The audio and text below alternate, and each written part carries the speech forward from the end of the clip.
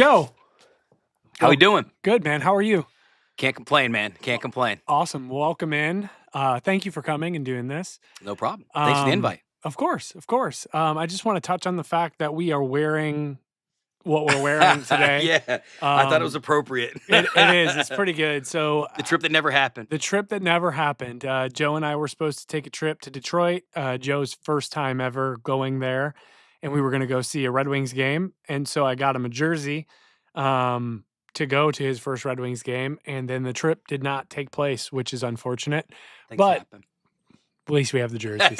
So hey, it's a memory that'll always live here. That's right. So, Joe, again, thank you for coming and making the time to do this. I like what you're doing with this, man. It's something I think the more and more that you continue to do it, the more and more people you're going to get in here. And we were talking about it earlier, like people be able to relate to other people's stories. Like everybody's like, oh, this is crazy I've done, but you'd be surprised as you start kind of unfolding layers of people and how they've lived, how much stuff you can draw similarities to. Yeah. And I think we're missing that in the world in general.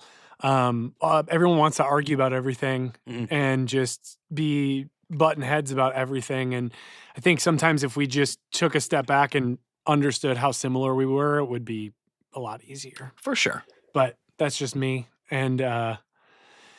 I mean, like you said, it's 1,000 lives. So everybody has those lives that they live throughout.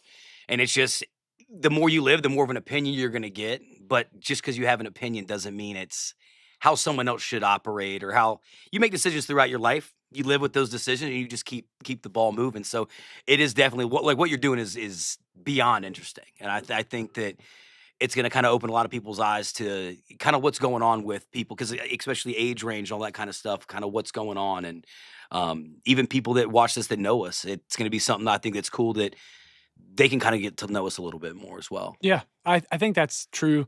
I don't know, man. I think in starting doing this, like my whole thought process was kind of like, people like talking to me and I like talking. So like, that's pretty, kind of goes hand in hand. But the more I dug into the idea of it, I think that everybody has a story to tell and everyone's story is different. Mm-hmm. And again, I think that we can all learn, like that's how we learn, right? Like that's how for sure you learn from your grandparents, your parents, your friends' parents, 100%. Whatever. But to have a platform for other people to tell their story and then someone to consume that maybe they wouldn't meet otherwise. That's the idea, to, make the world feel not so lonely sometimes. For sure. I mean, and stories are built off relatability, like kind of knowing what, and stories only happen. You start here, you're going to end here, but it's that journey along that process. What changes? How does it change? Why does it change? And it's kind of a crazy thing to think about. I mean, we're getting a little bit older, but when you start thinking about like in your early 20s, even childhood, the stuff that you can still think about and draw from, the crazy things that happen in life, you don't realize till it gets a little bit further down the road. Yeah. That it's like, man, yeah, I do remember that. That's part of the reason I probably do this or I start doing this. So the journey of life is a beautiful thing, and I think everybody has their own, but it's cool to see. I mean, even meeting you, like just kind of seeing where people came from, why they're there, how they got there. It's everybody could have a Netflix special when it comes down to like if somebody could have their life made into a movie. Sure. Everybody's got something going on, and I think it's just a cool concept as far as like kind of going into that, because even not just hearing it to be able to relate to something that somebody happened to, or you can even learn from it. Like we're not going anywhere anytime soon. Yeah. So it's a matter of, well, man, that happened. Well, I had something similar.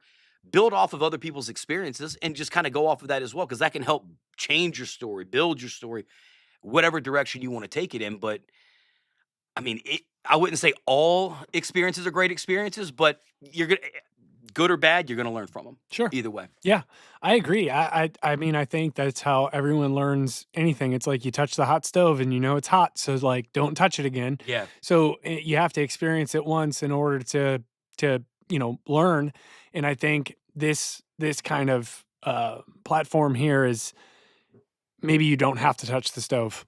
Yeah. And maybe you can learn something from someone else's stove touching, or success or whatever. It doesn't necessarily have to be touching the stove, because that sounds terrible. It would not be fun. Yeah. Well, I guess in saying that, Joe, I kind of want to dive into your story a little bit. Okay. I've known you for a good bit of time. Couple of days, to say the Yeah, least. yeah. And I guess in saying that, like, and to your point, I I do know you and I've known you a long time, but I'm sure I'm gonna learn some things about you today that I don't know. Oh, for sure, for sure. So that's pretty cool too. So I've met your parents before. I've met your brother, Steven, and great people. I know that you have another brother. I don't think I've ever met him before. Ryan. But um, I want to kind of give you the floor here, Yeah. and I want to let you talk to me. Let's start with what is growing up look like for Joe Teddy? Ooh, I can tell you right now, it's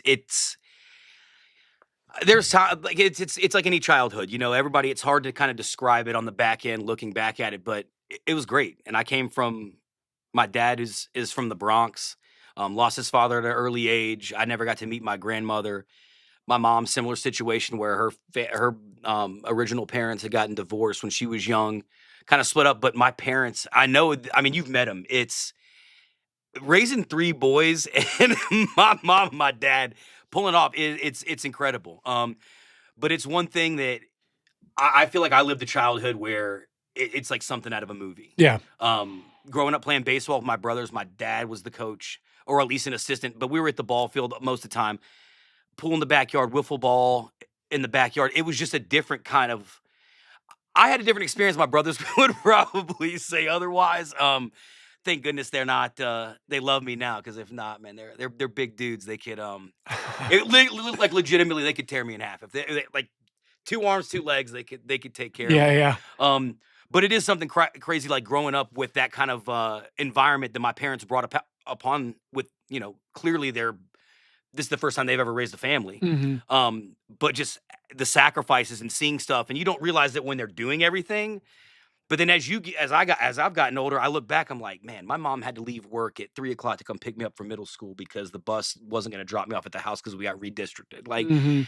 it's these small things that you realize growing up that you take for granted, but then you start looking back, it's like I really had a pretty cool upbringing, Yeah. and my parents, I think it was just like natural. Like my dad will talk about it all the time, like how he coaching. He was like, all I knew was the schedule. I knew I had to be there. That was it.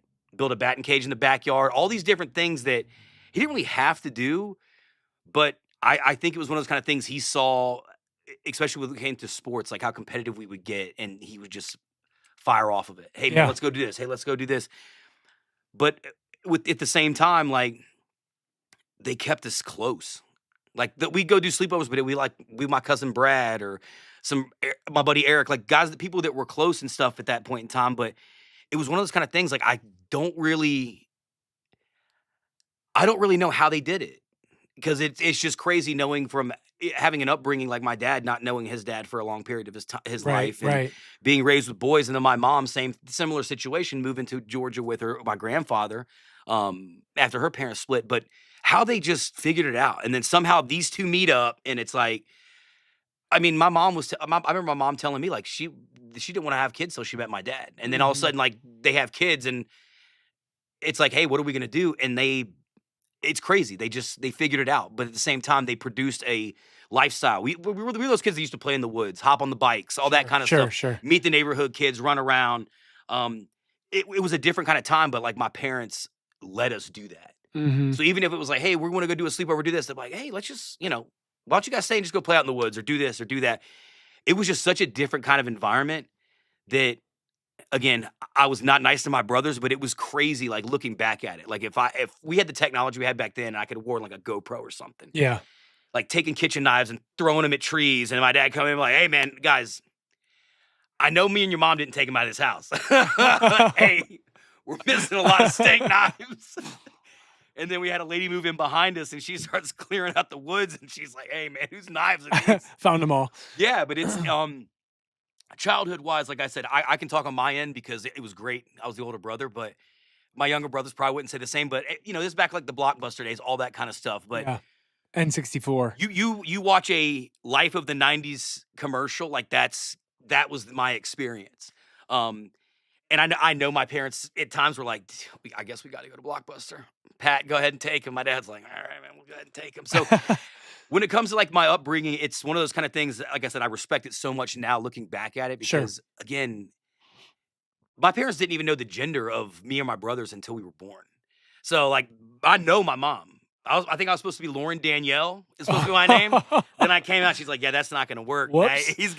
That's not supposed to be there. He's gonna be Lauren. So and then they kept going. You know what I'm saying? And they ended up with 3 boys. And I think it ultimately, my mom or my dad, they wouldn't change it for anything. Yeah. It's but again, I think they didn't know if they wanted to be parents, and then they did, and they were like, let's, hey, we got this. Yeah, yeah. And they're doing great. I mean, it's when you bring up childhood, it's so hard. I mean, I grew up down the road from a guy, Chad Wright.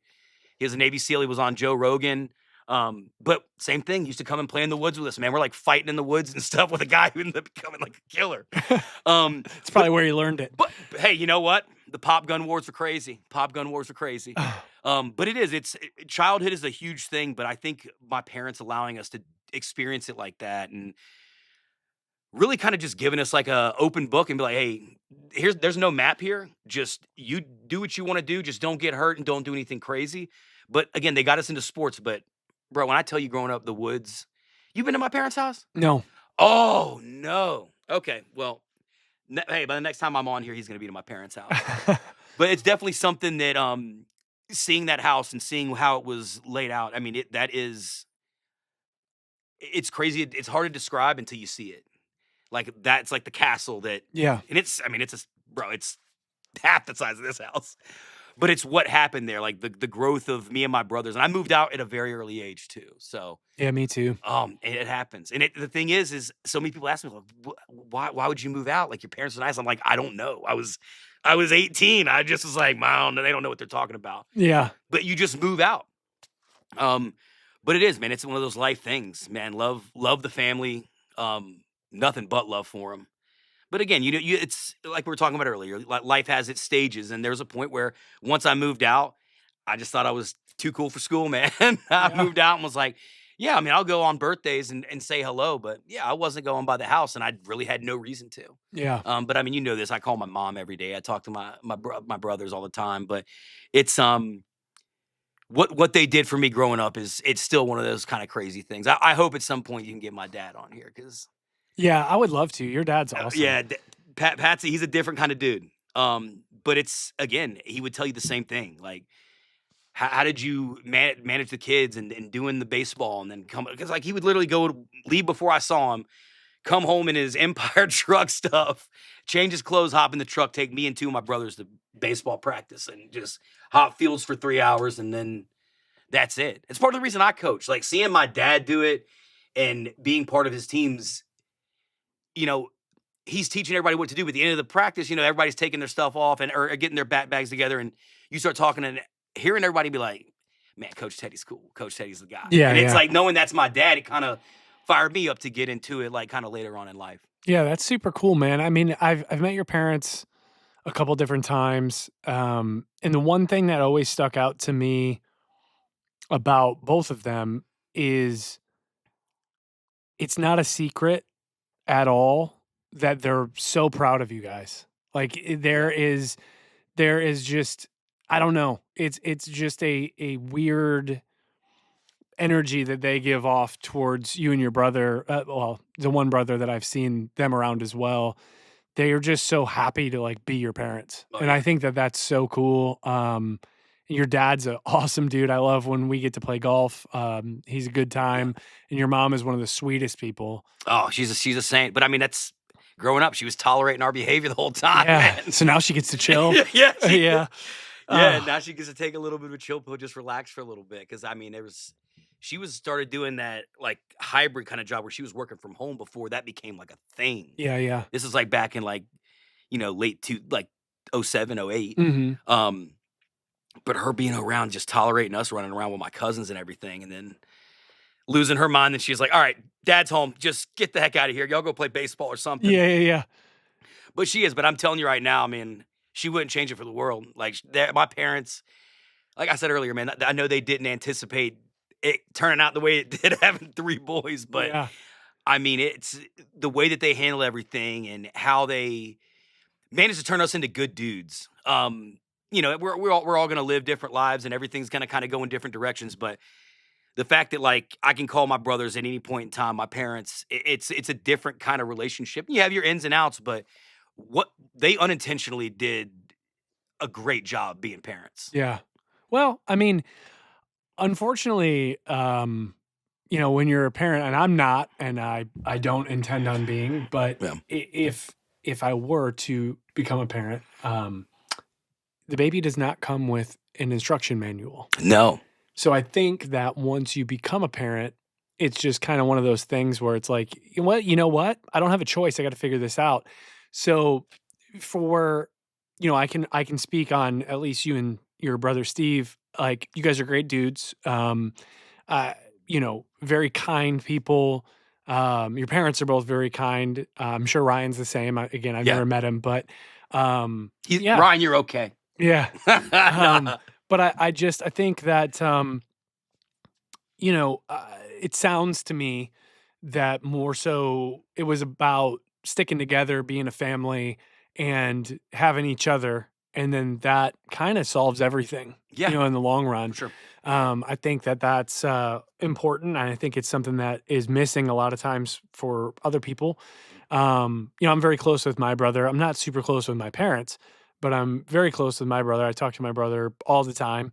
I can't imagine not having him around, so For sure. I get it. I just I wonder at this point so you touched on the fact that you moved out at 18 years old, Mhm. which I think I was around the same age when I did as well.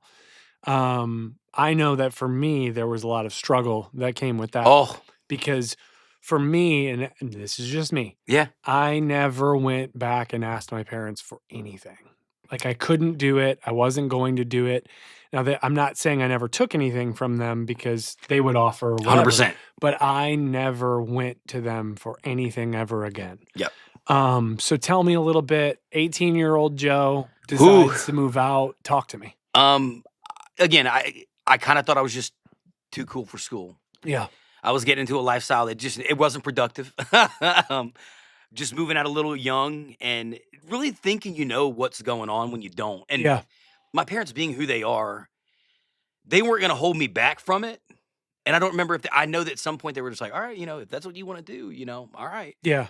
But they let me make that mistake. Sure. Because that first time that I moved out thinking I knew what was going on, I had just got fired from Abercrombie and Fitch for, yeah, bro. Hey, yeah, they're doing great things now. But I had just got fired from them, and I can talk about it because I mean they're not. I got fired for it, but I got caught stealing. I was internal theft, but my parents didn't know, and I was like trying to find another job, and I was like, screw it. If I just like manage my time a little well, I can move out. My parents won't know don't have a job right now. So it was kind of a crazy time, and I used the moving to kind of get them.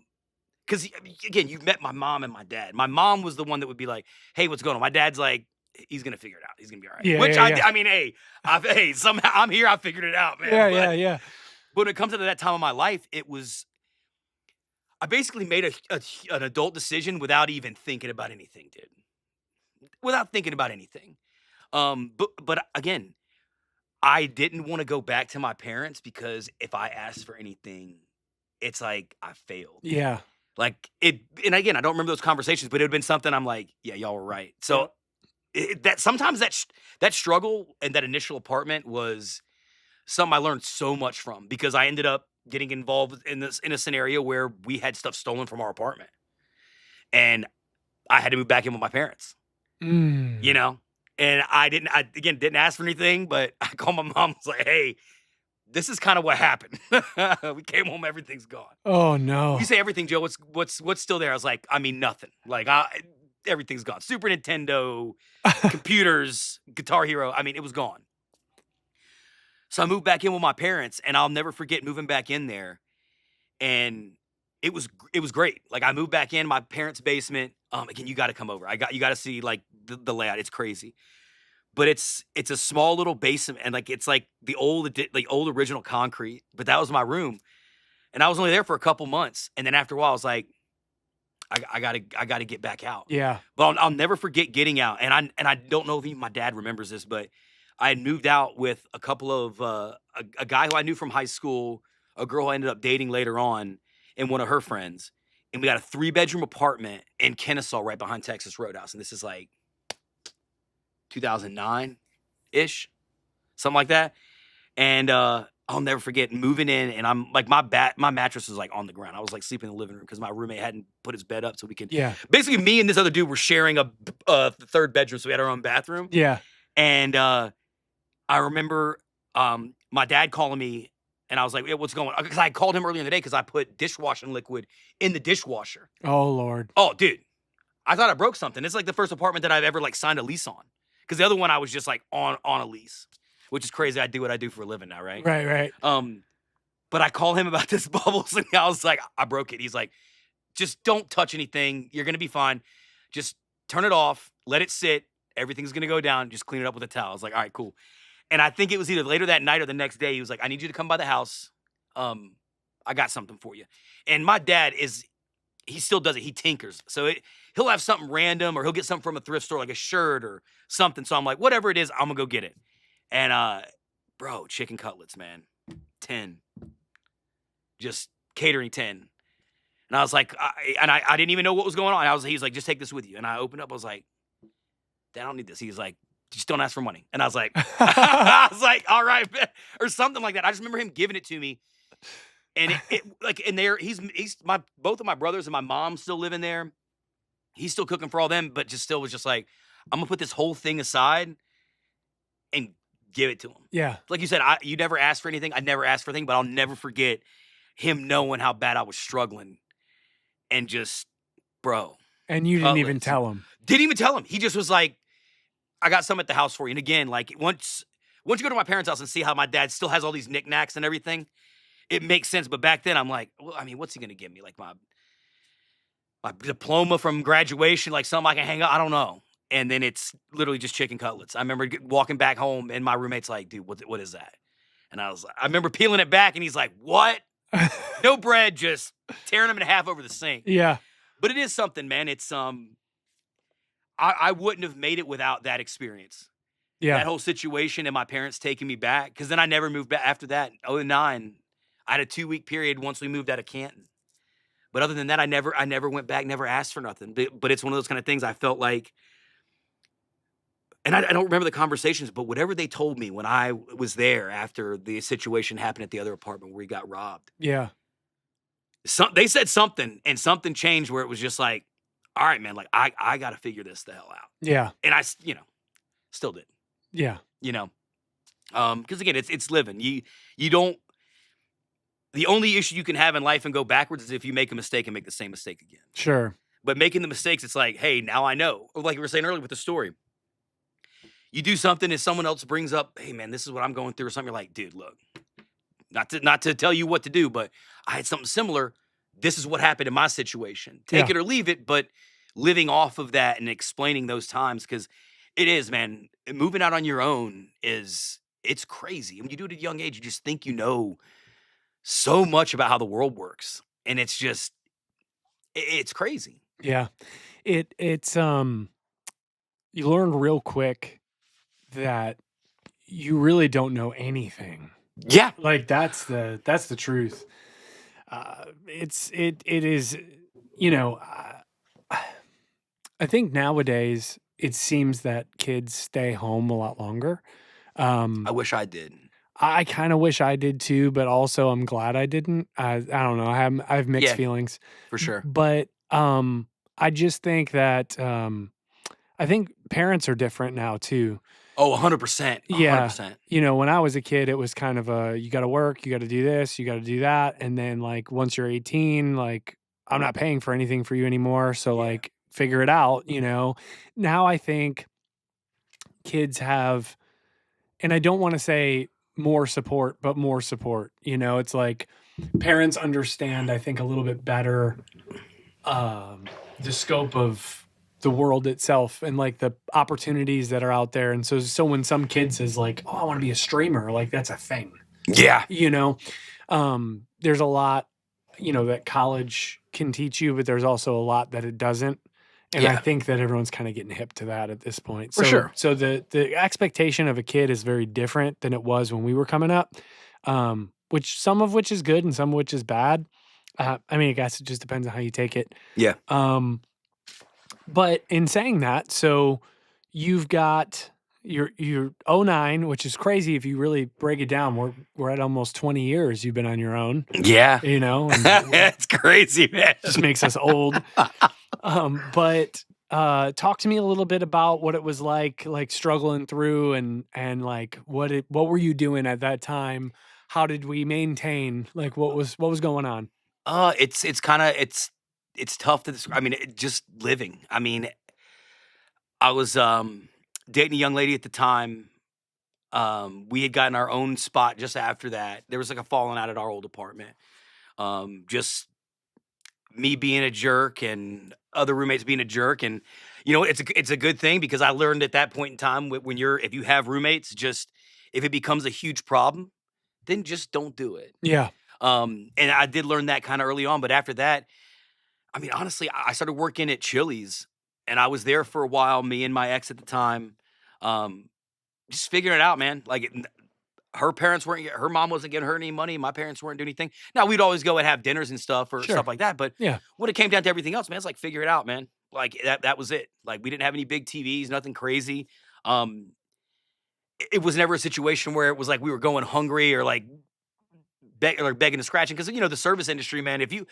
That's the beauty of it. If you want to make money, you can show up every day. They're not going to send you home. Right. If you just want to keep going in, it's like, we may have to work 13 days in a row. Boom, we knocked it out. Not to mention the free food. Oh, man, it kept it easy. Yeah. It kept it easy. Yeah. All you got to do is get in with one person who cooks, man. Yep. Like Christian, man. Yep.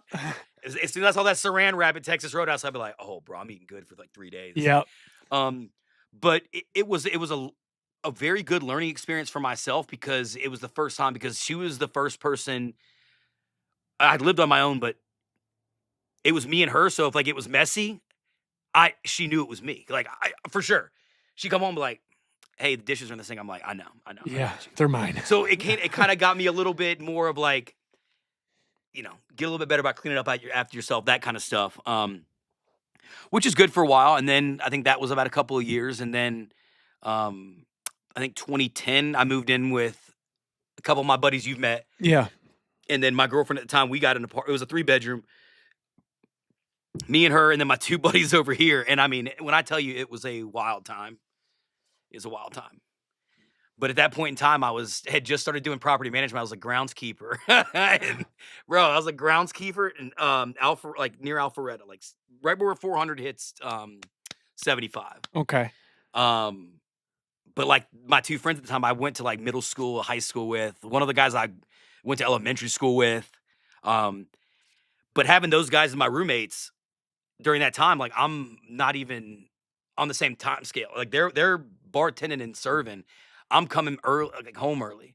And at that point in time, the young lady I was with, we ended up breaking up, and I got to live with these 2 clowns. And I mean, it was one of the greatest times of my life. Anybody that knows about that apartment, they were like about to graduate. The 9 to 5 stuff kind of stunk at that point in time, but Sure. that point in time, man, it was crazy. But I learned a lot from that because who I was with at the time just kind of, it's background noise and whatnot. We were young. You don't really know kind of what's going on, and you start listening to too much outside influence. You start making rash decisions. Yep. She went a different direction. I stayed with my guys. Yep. And everything happens for a reason because I learned so much. I ended up staying single for a while, kind of getting my stuff in order. But just kind of enjoying the moment because that apartment, that is one huge regret I have, living with those 2 guys who I still talk to this day. But that point in time, that apartment, just none of us knowing really what life is or what's going on. The only thing we knew was, hey, this is when you're getting paid. This is when you're getting paid. This is when I'm getting paid.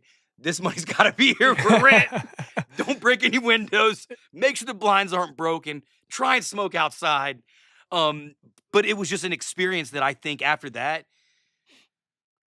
gave me such a good mindset of like, I got to experience something that not a lot of people are going to. And people that watch this that were part of that apartment, it's just it was a special point in time. Yeah.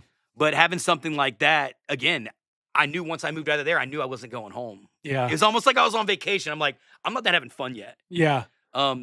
So I ended up moving in with one of my other buddies. It was like 2011. This is the first year I coached. My buddy Flugum, Thomas, he's an attorney. He's the first person that got me into coaching. I had moved in with one of my other buddies, and he just randomly brought it up. He was like, yo, what do you think about coaching some 11, 12-year-old kids?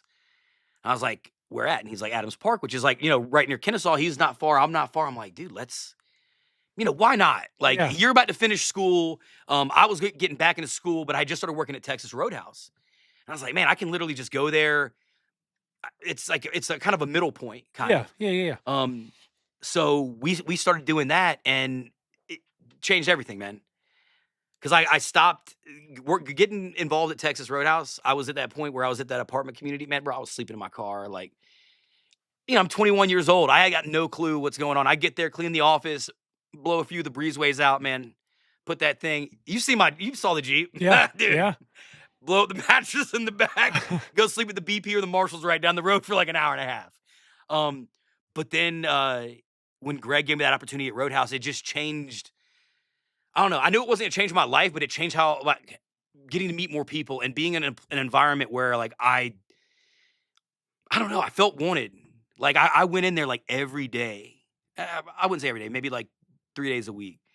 But I would come in there in my damn First Communities gear, just dirty as heck. And I'm like, dude, I need a change. I need something different. Just, like, please, just, like, I don't have anything open. I don't have anything opening. And I was like, all right, it's fine. Like, I'm going to keep coming up here. And then one day I came in there and he's like, you're going to keep coming up here, aren't you? And I was like, yeah, man. Like, I live right down the road. Like, I'm about to be coaching. Like, this is like in between my apartment and where I'm coaching. So like, having a middle ground here would be great for me. And he's like, look, I'll hire you on, but like, you're not going to have any shifts. Right. So that was, I believe, like a Thursday or Friday. I had to work that Sunday at that apartment complex. I'll never forget. I can't remember what the guy's name was, but I remember clocking out for lunch, and I can only take like 30-minute lunch, but I clock out for lunch, go to the Applebee's right down the road, grab my food to go, get back up there, clock in, and I'm literally eating while I'm like literally friggin' using a leaf blower, like eating a sandwich. And the guy comes up, he's like, hey, what have you done today? And I was like, and I told him what breezeways I had blown out, and he's like, where are you coming from? I was like, I just went and picked up food. Like, I clocked out everything. He's like, have any keys on you or anything? I was like, no, man. Like, what's up? Like, what do you want me to do? And I don't remember what he was saying, but he said something like, I'm gonna have to talk to. I can't remember what the property manager's name was at the time. He's like, I'm gonna have to talk to so and so tomorrow or tomorrow, which was Monday, about like you got to get a little bit more on it. And I'm 22 at this time, and I'm like, or 23. I'm like, dude, I already got another job, dude. I'm out of here. And I remember flipping the keys up, taking the burger, like walking over, just freaking tossing the trash can, getting in my Jeep, and see you, bye, dude. Showed up that night to work at Texas Roadhouse. Just said, hey. Dude, I literally went home, showered, and I showed up, and because I remember seeing Greg at the door, and I didn't have a shirt yet, so I just wore like a black t-shirt, and he was like, we got to get you a shirt, bro. And then the rest was history when it came down to that evolution of living on your own and just figure it out, man. It's crazy looking back at it. Like, when you're living, I knew that my two buddies were going to be moving out and they were in relationship. I knew they were going to go. So finding another roommate, found that happened. Me and him ended up still being cool. Like, it's just the way everything happened and getting hired at Texas Roadhouse right when I'm coaching and giving me that. Everything happens for a reason, I'm telling you. But having that as my middle base when I lived over here, then having Texas Roadhouse here and then the field down here, it changed so much. It gave me so much of a different trajectory as far as like what I wanted to do. And now I was like in a more social environment where I wasn't like sitting there with earphones on. And this is like back when I had them like this big for the blower. Yeah. But sitting there all day, just like nobody's talking, we ain't doing nothing. Then I was leaving there going to night classes at Southern Poly. But having that shift, man, it was, to me, outside of when me and my ex broke up, it was one of the biggest turning points in my life because at that point, I put all my eggs in one basket. I was like, I'm going to have to work at Texas Roadhouse and bust my butt as best I possibly can. and not having any shifts and just like showing up. But if you work there too, so it's Yeah. like, you know how it is. If you come in at 5:30, there's a chance somebody's like, you know what, I got to test, or hey, I got to go get my tags redone tomorrow morning. Like, I got to get out of here. So it's like someone's always willing to go home. Always. But grabbing that and having that opportunity, man, Greg McDermott, if you ever watch this, thank you. Because it changed. I'm telling you, I knew he wanted to give me a chance, but he didn't have the area for it. But I just kept showing up, man. And he You was just like, took a chance. bro, I did. I just took it. And not even that, but like, dude, I flipped the maintenance supervisor. I hit my keys. Like, I quit. And I don't even have like a scheduled job yet, man. Like, it's just, you live and you learn, but sometimes you got to just live. Well, and bet on yourself. Yeah. And it hasn't, knock on wood, it hasn't done me wrong. I've made some bad decisions, but that's called living. I haven't made the same decision twice. But when it comes down to that, man, man, and I was there for like 8 years, man. Yeah. Met you. It's met a bunch of people that I still communicate with. It's life, man. Yeah. Because that was like I said, I had just started coaching at that point. And just the people that you meet that you still hang out with or that you still talk to. Like, I know you never met Ian, but one of the guys I worked with, Ian, does graphics for Graystar. Oh, that's cool. And we're getting rebranded at the property I work at. And he shows up in the office. I'm like, dude, what are you doing here, you goon? And he's like, y'all are getting our signs from off. I was like, dude, yes. Yeah, that's so cool. But it's like, catching up with those people, because when you're in an environment like that, service industry, I honestly think everybody should have to work a service industry job for at least 6 months. What's funny is I had a behavior. Yeah, I had a conversation with someone, and it may release, it may not, but it's a whole different story. But we talked about that as two people who had been in the industry before, that we felt like at least a 2-week minimum in the service industry as far as restaurants is concerned, and a 2-week minimum in retail. Yeah. I think that everyone should have to do that. There's so much you learn from that, how people treat each other, how you have to be, especially in the service industry, in a place like Texas Roadhouse, for example, you have to be on your game. Oh, 100%. Or you don't make money. Yeah. And on top of that, like, you got to deal with every kind of person, every kind of attitude, every kind of everything. And I think it teaches you a little something about just the way that you interact with people moving forward, because sometimes the guy whose steak is not cooked correctly, that like gives you hell about it and like really gets on you about it, even though he's very aware you didn't cook it, that guy might have had the worst day of his life. And then you just got to learn that, like, sometimes that's just what happens, man. And some people you give the best service to, they're the kindest person ever, and they leave you $1 on $100 tab, Yeah. And you just don't know why, you don't know how, but like, you learn in those moments, I think, to kind of just like take that lump and move on, because you have to. 100%. And I think that's an important lesson that a lot of people don't have to learn. They just learn later, and it ends up being harder. Oh, 100%. I mean, it's one of those things, and I deal with it in property management now. Sure. You can't predict human behavior. You can try and learn from it, but you don't know. You don't know what's going on. Sure. Like when they're like, "Oh, well, why renewals? Why were they down here?" I don't know. You can say, "Oh, well, you guys raised the rents here. You guys did this. You did." There is no predicting human behavior. It could have been like, you know what? The Braves were in town and we didn't get enough tours because the park or the areas around were blocked off, and people just decided not to come for a tour.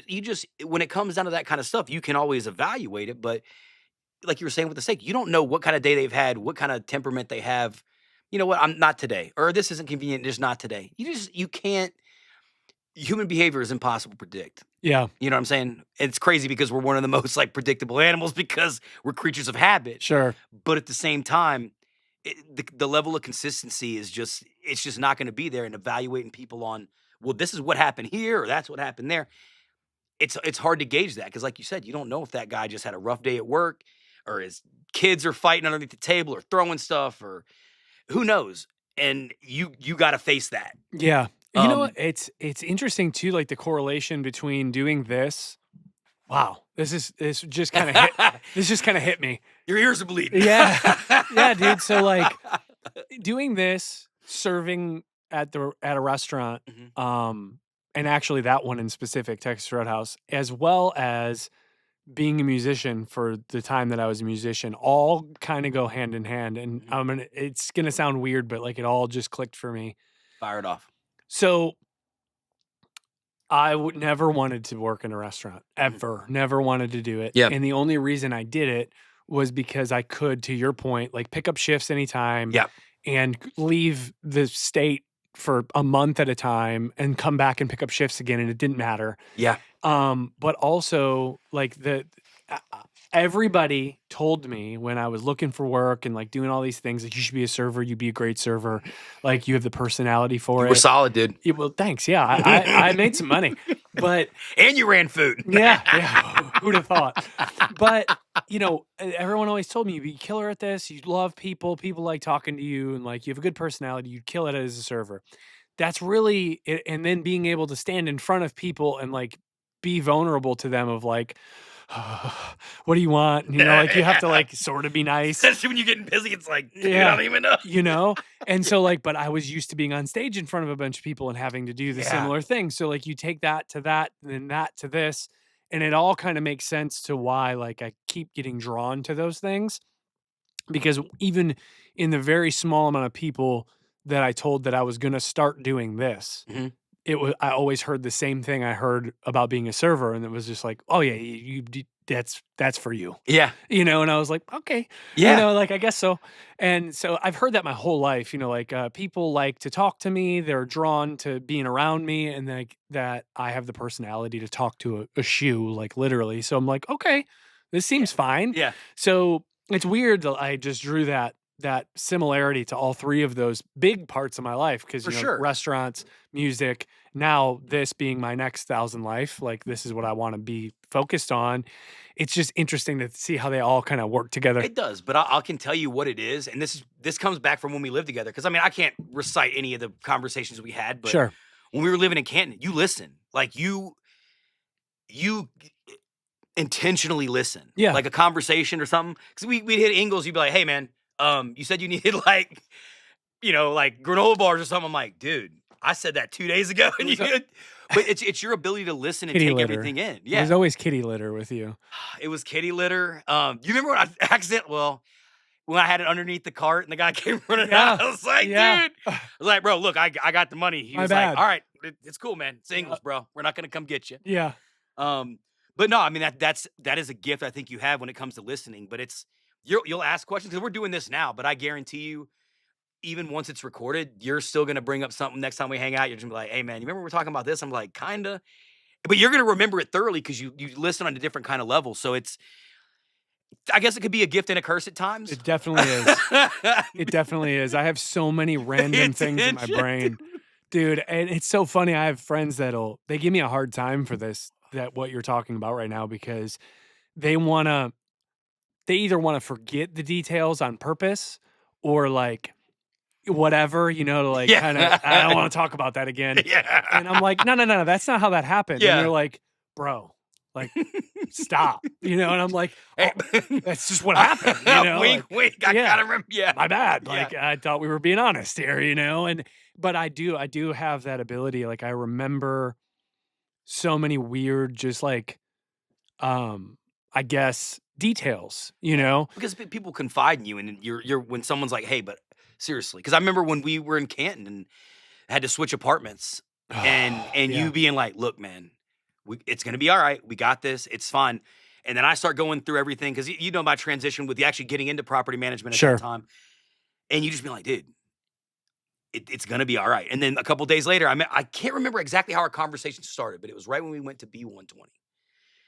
And you're like, hey, man, how you doing today? I was like, man, I'm good. You're like, you ain't worried about the stuff we were talking about last night? I was like, huh? And you're like, dude, apartment, everything's fine. Like, are you still worried about any of the other stuff? And I was like, I don't think so. And then I can't remember what they were for the life of me, but you remember distinctively us having a conversation about being like, dude, I don't like this decision. I don't like this.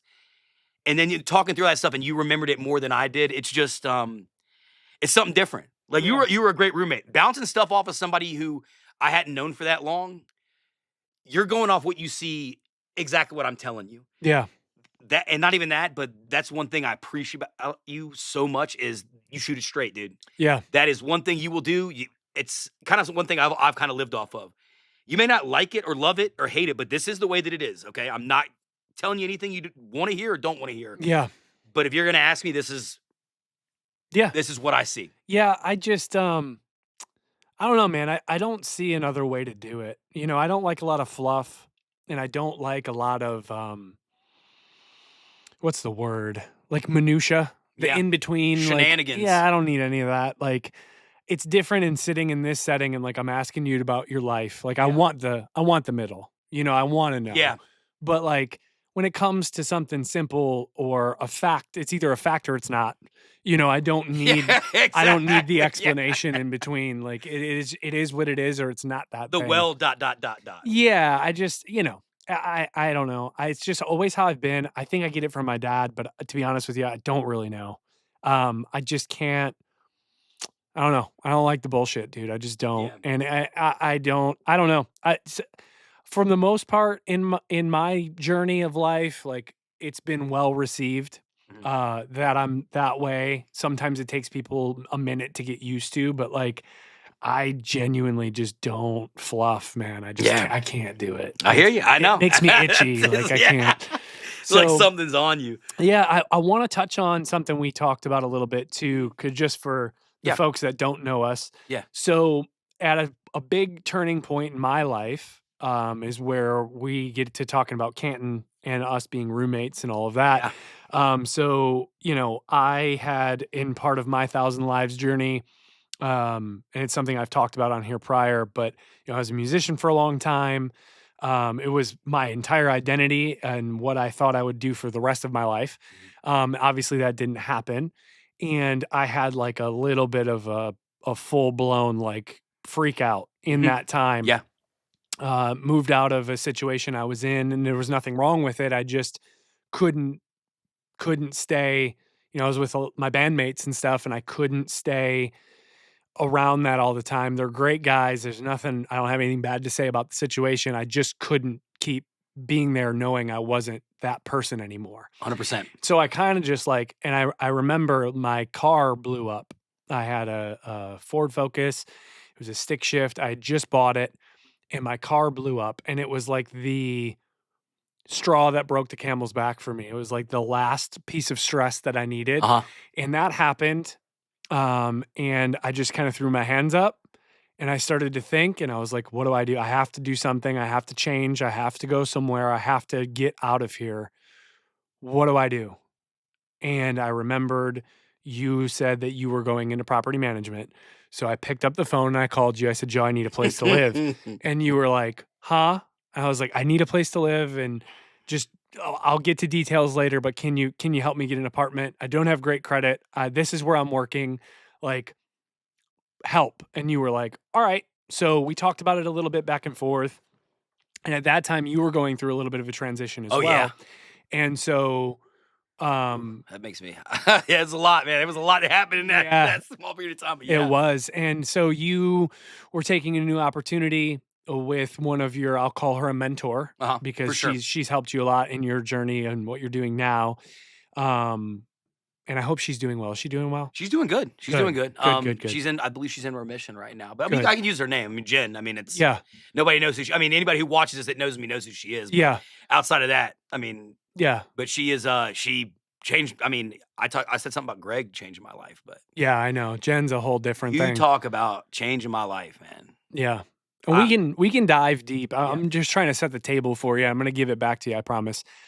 So at this time, you take an opportunity with Jen. She's trying to help you get into property management. You basically said to me like, hey, I'm going to move to Canton. And at the time, Canton felt foreign to both of us because we had only really been up in the area that we know. And you were like, well, you know, I'm going to get an apartment. Like, let's do it. Yeah. So that's what I said. Screw it. I literally started packing my stuff and brought it up. And then I'll let you kind of take and explain from there. Oh man. Yeah. I mean, it does start when I first started getting into property management when I met Jen. Had just gotten out of a relationship, um, was engaged. That it just didn't work out. I was at a different place. I was older than the person I was with at the time. I didn't really know what direction I wanted to go. And then when you start looking, I was wanting to use what talents I had when it came to like serving, Yeah. talking to people. What could I do? And I got into leasing, but nobody wanted to hire me because I didn't know what I was doing. I No didn't experience. Yeah. no experience, nothing like that. Get turned away, turned away, turned away, and then I go to Kennesaw Greenhouse. And then Jen pulls me in and was like, because when she first called me, I thought it was somebody messing with me. Yeah. Just asking like, oh, this is gonna be another person that doesn't want to give me a shot. And then when I got in there, she was like, I need to be honest with me. How soon can you start working? I was like, I can start. And I think this was on like a Thursday or something. I was like, I can start next week. She's like, all right. Because I do have somebody on the way out. I'm hiring you. She literally hired me because I worked at Texas Roadhouse for so long. And she's like, if you're that loyal to them, you're going to be loyal to this property and myself. And she just gave me that opportunity. And me and my ex broke up like less than a month after I had gotten that job. I had just started trying to coach again. So it was a lot of stuff at once, but like she had my back. I ended up moving into an apartment there and like just figured out, I didn't date. I didn't do anything but work, coach baseball, sleep, and change my cat's litter box for months. But I started learning about this industry that I had no idea about. Sure. Learning turns, learning all these different things from somebody who'd been doing it for years and was just like, I'm not worried about what you know. I know I can teach you everything. Sure. Boom, just kept feeding me. And then as soon as me and my ex broke up, I remember coming back, like we literally broke up like on my lunch break. And she was like, is everything okay? I was like, yeah, I'm good. Like, and I kind of explained to her kind of what was going on. Didn't give her everything. Yeah. And she's like, well, look, I need you to, and this is when I had first met Jen. She looked at me and just goes, are you done? Or is this something you're going to try and work out? And I was like, no, it's done. You sure? And I was like, yeah. And she was like, all right, go ahead. I just need to I can't remember what the deposit was. She's like, go get your deposit. This is what your prorated rent is. Go get me a money. This is what we can take money orders. She's like, go get a money order and just go pick an apartment. Like, take the rest of the day off. And this is like less than 2 months after I started working there. Wow. Yeah. She's like, go find you an apartment. But if you take this apartment and you decide to move out within 2 weeks, we're going to have a problem. And when I tell you she had my back, and then even at work, I mean, she'd let me take a little bit longer of a lunch break to go grab more of my clothes and stuff. And then I had one day where I went to go pick stuff up, and I don't know. It was a kind of an awkward breakup, but I went to go get my cat, and I remember dropping him off at the apartment, grabbing a couple more things, and I went to work, and she was like, all right, you good? And I'm like, I mean, I don't think I'm going to go get anything else. I think I've got everything I need. And she was like, all right, we'll take the rest of the day. And I'll never forget that, sitting in my apartment before anything was hung up. First time I'd been on my own since I was 18 years old. Yeah. First time I lived by myself, dude. Yeah. Sitting in that apartment by myself with my cat, no internet, no nothing, broke, going into a new career. We had practice that night. We hadn't had a game yet for this team I'm coaching, like 11 and 12-year-olds. And I'm sitting here like, I don't even know where to even start with evaluating what I'm supposed to do moving forward. Sure. And we talked about it before, living, man. I just was like, you know what? As long as I just keep my focus on these few things, I'm going to be fine. I'm going to be fine. Because Aj, you remember Aj? Yeah. She ended up letting me pick up like closing shifts for a while when I was trying to get money caught back up, because they didn't want anybody not being on schedule and getting shifts. But I'd get off work at 6, and as long as my ex wasn't working, she'd be like, you can come in and close and get just a little bit of cash, if I didn't have a game or anything. And them helping me out. But getting through that time, I'm telling you, it changed everything. I learned so much, and it's where I'm at today because Jen gave me that opportunity. And as much as I appreciate the relationship I had with my ex, us having that conversation, hey, this isn't going to work. I'm telling you, man, it propelled me in a different kind of direction so fast, like changing what I viewed, what I wanted to do. And then I ended up coaching 4 more teams after that. Coached the All-Star team that summer, and then the next year. Like, I got involved in something that was so much more than myself, but it was just because a lot of change happened quickly, and I wasn't making really decisions. I was just adapting to what was happening. Sure. Yeah. But having that opportunity and having that changed everything. And kind of going from there. And then especially once, I was there for 5, 6 months, I'm like, man, I got this under control. I got my apartment. A couple of my buddies got married. Like all this stuff is working. I'm finally figuring all this stuff out. Yeah. And then that's when Jen decided to go to Canton. Yeah. Offered me the job. I was like, I don't know yet. I don't know. And again, crazy. We have an all-star tournament in Canton. She's up there. I was like, screw it. Let me go check this place out. Went and checked it out. I was like, you know what? This would be cool to live here. Boom. Took the job 2 days later. Yeah. You know, it's crazy how your story does change, but it's crazy how quickly stuff happens and you look back at it. It's like, I really didn't know what to do. But like I told you before, when you had called me and were like, hey, this is what I'm thinking. I'm like, well, that's actually not that far away. Why don't you come on? Like I told you, I trusted you. I knew you were not going to bring any kind of shenanigans or anything over to the apartment. You knew I was working there. So it was like, hey, man, you know I'm a goofball, but like, this is my job. So like, hey, when I'm here, like, no shenanigans. And that's me telling myself that and just being like, hey, I want you to be rest assured too. No shenanigans. We ain't nothing. Yeah. And it was a perfect storm, man. Except for, the first night we were there and the dang roaches. Dude. Yeah, that's a whole different You had to sleep in the van, but it's just it's how quickly things happen and adapting on those things that really, to me, that again, that's what living is. Yeah. You have to make educated decisions, but you have to make educated decisions by involving what you've already experienced. Yeah. You know what I mean? And having that experience, getting that job, like the fact that I was doing that like a placeholder. I wanted to learn. And I just happened to have the right person, the right time, show me everything that's going on, get good at it. And then that was the most money I'd ever made once she took me to Canton. I've never made money like that before. Sure. Working every day and being part of management, I never had that. And being exposed to that kind of stuff, it would never have happened had I not been like, maybe Texas Roadhouse is not what I need to do forever. Yeah. And that, again, that was part of my ex being like, hey, what do you think you want to do? I'm like, I don't know. And then once I start trying, and then you start seeing that wall where it's like, nobody just wants to let me try. Like, just someone let me try. If I'm terrible at it, then I'll be the first to know. But then being given the opportunity, man, and running with it. Like, I at that point in time, and it's the same way I operate now, I want someone to tell me, like, man, you can't do that. Right. Like, we had that asset visit yesterday. I like hearing, I don't know if y'all can turn this around. I don't know about this. I'm like, dude, give me a month. Like, I enjoy that part, but it's from the struggles that I got at the beginning. And, like, the fight is always worth it. Yeah. Like, it really is. It's getting to the finish line. If from the finish line's here and this is where you started, if there's nothing crazy that happens in here, like, what are you doing? Yeah. Decisions are decisions, but at the same time, reflecting on those decisions and continuing with it, not be like, man, I should have done this. I should have done this. Well, you know what? You can't pull it back. Yeah. Sometimes it could have gone differently. Yeah, but that woulda, shoulda, coulda. You know what I'm saying? It's one of those kind of things. Like if my mom had balls, she'd be my dad. You know what I mean?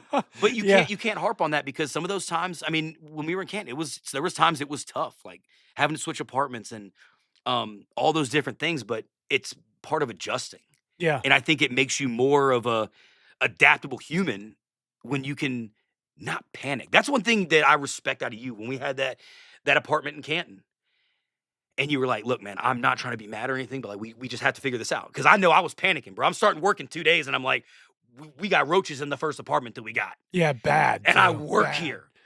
And you're like, look, man, we got to keep level headed. This is all crazy, but I'm sleeping in a van outside. I get it. We're going to be okay. We just can't be in there. And it worked out. We end up having that. It's crazy how life plays out. But again, you're never really making super crazy decisions. It's adapting to what you're dealt with. Yeah.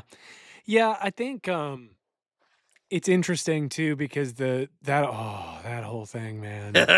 So the Cliff Notes version, we moved all of our stuff into an apartment. Yeah. Literally like so Joe had a unit.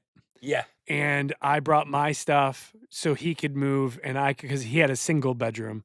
We wanted to get a 2-bedroom. I slept on his couch. The next day, unloaded all of my stuff, started to load some of his stuff, and he had to work. So we got as much done as we possibly could.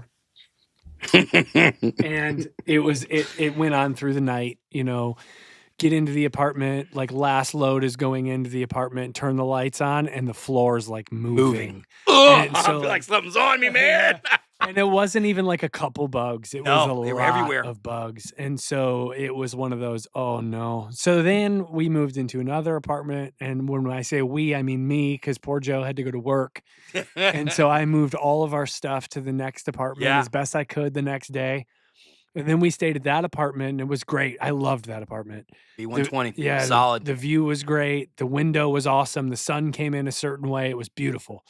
And then I started coming home and being like, like, what's going It's on? not funny. Looking back on it, it is. I can't breathe. You know, I'm very allergic to a lot of things, and this is one of them. Yeah. And I started feeling like crap all the time. And I talked to Joe about it, and Joe was like, I don't know, man. And so anyway, turns out there was mold growing in the wall. The people above us, their like faucet was leaking into Joe's wall, into his bedroom, and it was starting to mess with me. So we moved to another apartment, and that one sucked, and it was really dark, and it was depressing.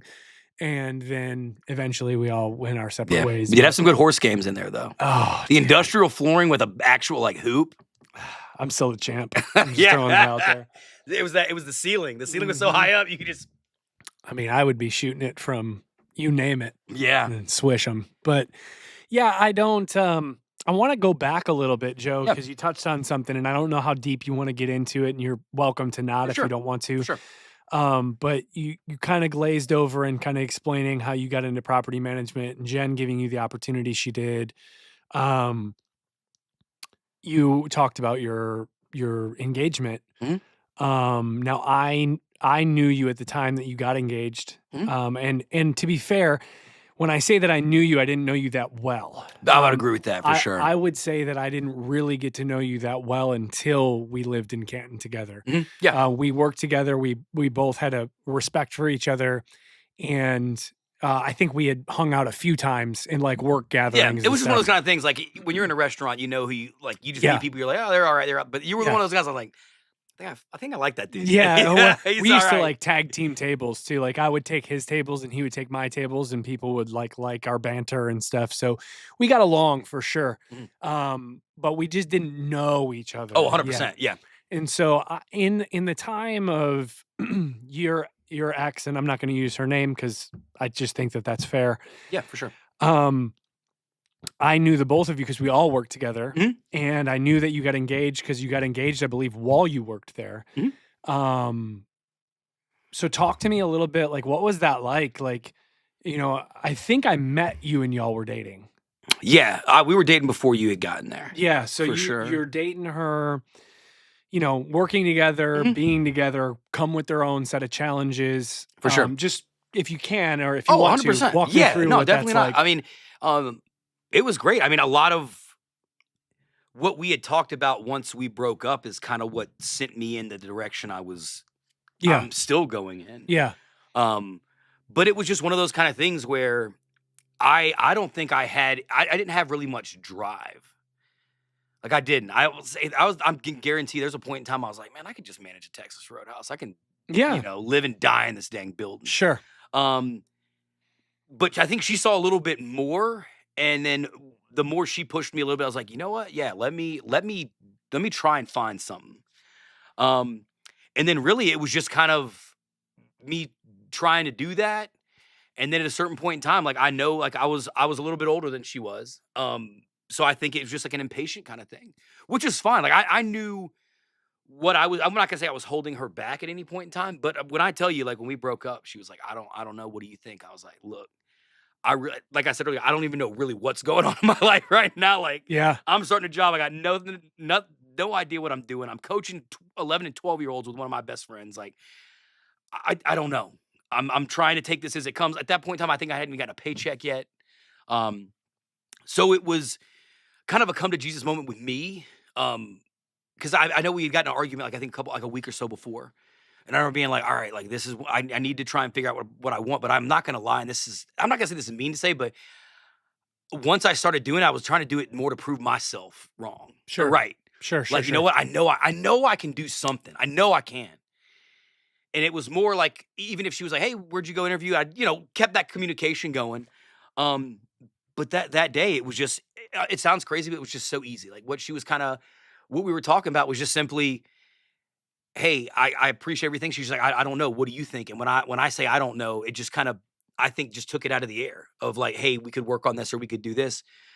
Because at that point in time, I didn't know what was going on or what to do. And the Mm-hmm. amount of time I was sacrificing to get myself in order, man, bro, I was literally going to work, then going to Texas Red House, coming home, and then she was either asleep or like I was already asleep. Yeah. If I was, you know what I'm saying? So either way. So kind of starting to grow apart a little yeah, bit. just a little bit. And but that also comes with the fact, for 4 years we're like right underneath each other. We lived with each other the whole time.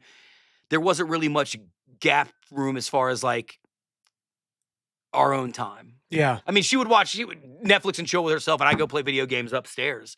But when it came down to like growing with one another, it just wasn't in the cards, man. Like she had just graduated. I still was just trying to get this situated because I knew something was up. And I already knew that we were pushing the engagement back at the absolute best, possibly not even doing it. And then that's where I was like, this is what I need to focus on. And then when that happened and we had that conversation, the second day I went and picked up stuff from the apartment and she was being cool and everything, coming back and dropping my stuff on my new apartment, that's when I knew I was like, this is it. Like there was no emotions involved with it. It was more like I need to focus on getting what I'm doing continue going in this direction. I can't, because if I turn around and start dating or doing anything or try and fix this relationship, I'm going to take away from what I'm doing right now and focusing all my time towards. Because I said earlier, it was greenhouse, baseball field, apartment. It was that for like 6-7 months. But I didn't have any time to think about anything else because this is what I wanted. This is me focusing on what I was making me feel like satisfied and everything. So, Yeah. Was it tough? Yeah, I'm not gonna lie. It wasn't easy, but I think it was more to me realizing because I didn't go try and date anybody immediately or anything like that. It was more like let me just focus on what I'm doing and keep my trajectory going towards what I'm trying to do. Yeah, it feels like you took the typical advice, but you didn't take it from anyone. You just like knew instinctively to do it. Cause when you break up with somebody, especially in a situation of, you're supposed to get married. Yeah. Everyone always just tells you, focus on yourself. Just focus on yourself and it'll all work out. And it sounds like you just knew to do that without like hearing it from 100 people. It sounds cliche, but it is. Because once, like I said, it was that second day and I just knew I wasn't going to text her or call her back. I knew it was over with. And I was okay with that. Yeah. And I know she was too. Like that's what, when I say it was mutual, and we haven't, bro, I'm not even kidding. We haven't had a face-to-face conversation since then. So I don't know. Yeah. But it's definitely one of those things, like I can just see it in her eyes. I think she saw it with me, and there was no need to, hey, I haven't dated anybody in a while. Hey, what are you doing? Or hey, this, Yeah, just no revisiting at all. There's no need to. We knew what we had was great while it lasted. It's like why people have boyfriends and girlfriends. Like you run that time, and if it's something that's gonna last forever, then make it last forever.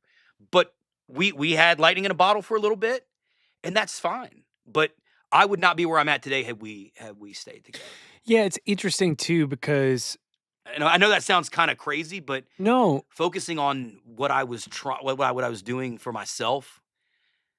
I don't know, man. I grew up more in that 5 to 6 month time period than I had the previous like 30 years of my life. Yeah, it's interesting too because again, in saying that I didn't know you that well prior to living with you, like I think that we both agree that that's true. But I knew you enough to know that like what you just said is true because I will not lie to you. And this is just me keeping it real because I can't help it. Yeah, dude. Bring it on. I was very nervous to live with you because I had a different lifestyle at certain points than you did. We were into a lot of different things. And I was like, man, I don't know if I'm going to jive with this. But like, but like also, to your point, like I trusted you enough to say like, the rent's going to get paid. And like, if I got to deal with some stuff I'm not comfortable with, like, I know I can at least talk to him about it. But in saying that, I didn't experience any of what I feared living with you because you grew a lot. Because if it was before I got hired in property management, it's a completely different story. But like I said, that time period by myself, I'm telling you, it's when you remove everything, and I got a big circle of friends, but when you remove yourself from all that and you focus on you and anything you're wanting to do is what you want to do, and it's not like, well, I feel obligated to do this or that. When I took that out of the equation, it just changed how I approached everything. Yeah. Oh, why would I do that? That's a waste of time because guess what? If I do that, I'm not going to be able to do anything for a couple of hours. Yeah. You know what I'm saying? It's the partying lifestyle, all that. It's not. It sounds old, but it's not cracked up what you think it is. Yeah, sure. Like you keep doing that kind of stuff, eventually your body's probably going to shut down. Yeah. But also you're wasting time. And that's one thing I think I learned about it with that job and living on my own and starting coaching and then juggling all this different stuff that was going on without having any training on it. Because I was living in a bunch of buddies' places, never anything consistent, no drive, no nothing. And all of a sudden I got drive. Like, well, what do I even do with it? Well, you can't do anything if you are wasting time doing stupid shit. Yeah. You know what I'm saying? Sure. Like prioritizing your time because hey, you know what? I can't. Hey, oh, what's so-and-so's birthday? Guess what? I got a game at 6:00. I'm not gonna, if the absolute best, I can be there at 9:15. Sure. Oh, okay, we're gonna be done. All right, well then I'm not going. Yeah. We got practice tonight. All right, well, can you come out later? No, I can't, man, because our practice is gonna end at 8:00. Can't do that. Well, focusing on those kind of things, it just took all the negative influence I had in my life out. And then even when coaching stopped, like I didn't have to like fall back and be like, man, it's a Friday night, man. Let's go do this. Or you live with me, man. Like it wasn't anything crazy. No. And it's just simply because of the fact that doing that kind of stuff, I would rather, bro, you saw me at house. Man, I'm sitting at the house playing video games. If I ain't got nothing going on, that PlayStation's coming on, and I'm playing video games, I will sit there for 5-6 hours and fall asleep on the sofa. There's no need to go out and get wild or put yourself in a situation that the next morning you're going to regret. Or that gets you in trouble or whatever. Gets you arrested or something stupid. Yeah. Because it's those decisions, man. Yeah, I think it's interesting and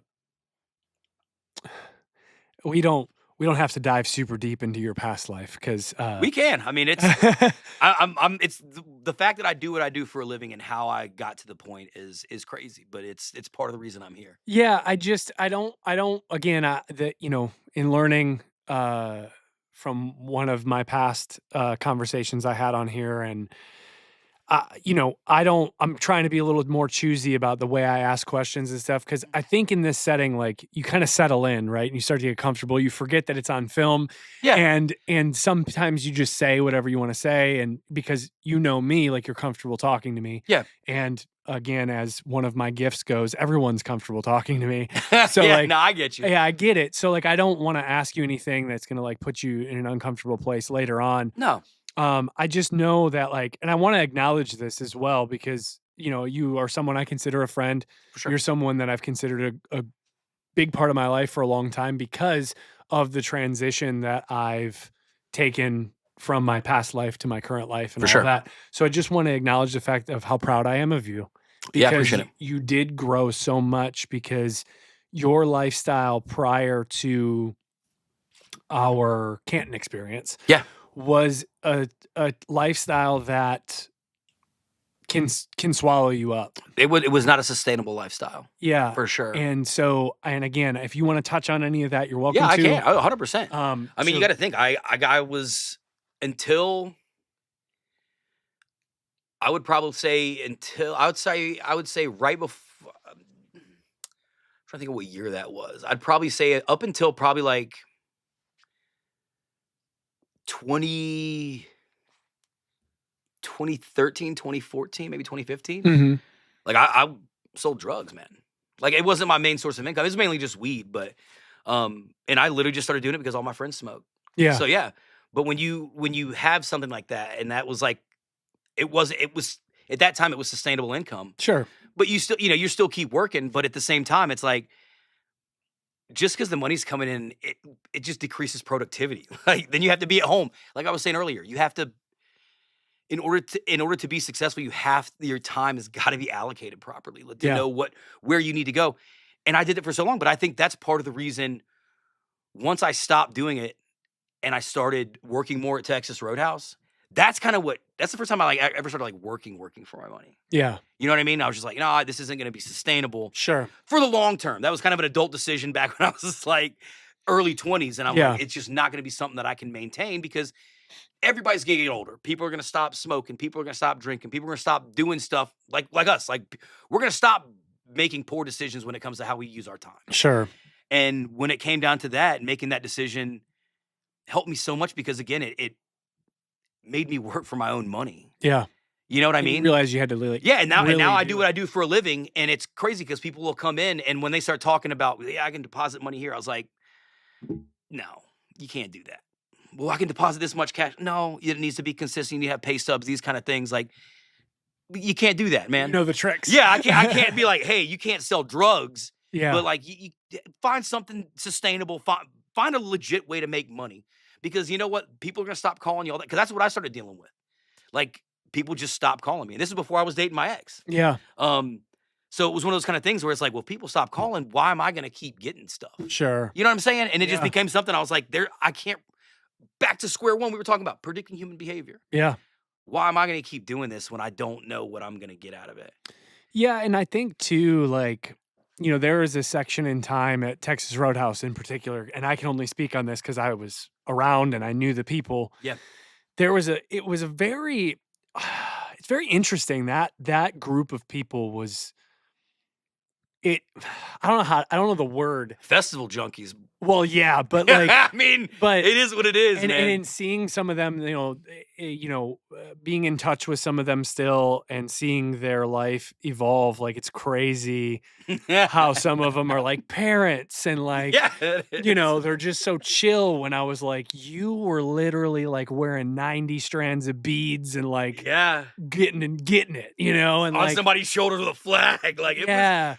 And so, like, to see all that evolution too, I think it speaks to your point as well, right? Like, just thinking about that time in life and where everyone's gone from there. And I know that this particular story is your story, but you were involved in that lifestyle as well.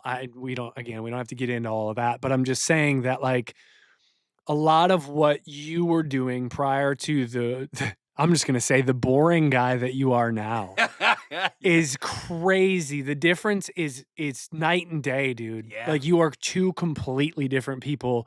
And I don't mean that in a negative way. Like, I want to say I'm proud of you for that, because there was a point in time when I knew you that, like, if I was going to go somewhere and you were involved, I knew that something crazy was going to happen. There was a chance some stuff was going down. Yeah. And like, that was never a lifestyle that I dove into. For sure.